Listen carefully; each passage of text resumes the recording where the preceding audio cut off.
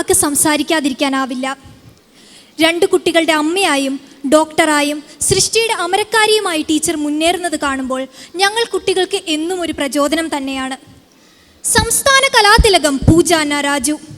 ആ പേര് ഒരു പ്രാവശ്യമെങ്കിലും പത്രത്താളുകളിൽ കാണാത്തവരാരും അന്ന് എറണാകുളം ജില്ലയിൽ ഉണ്ടായിരുന്നില്ല.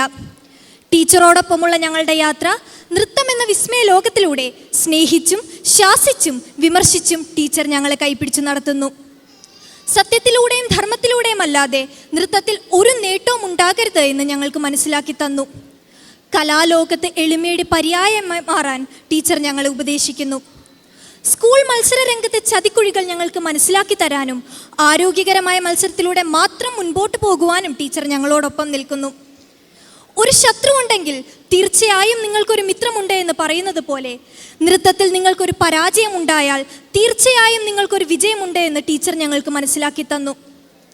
ഏറ്റവും വലിയ കലാകാരനായ ഈശ്വരൻ്റെ സാന്നിധ്യം ഞങ്ങളോടൊപ്പം ഉണ്ടാകണമെന്ന് ടീച്ചർ ആഗ്രഹിക്കുന്നു.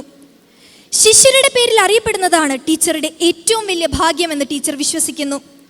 അങ്ങനെ വിജയത്തിൻ്റെ ചവിട്ടുപടികൾ അഹങ്കാരമില്ലാതെ ചവിട്ടാനും പരാജയത്തിൽ പതറാതെ നിൽക്കാനും ടീച്ചർ ഞങ്ങളെ പഠിപ്പിക്കുന്നു.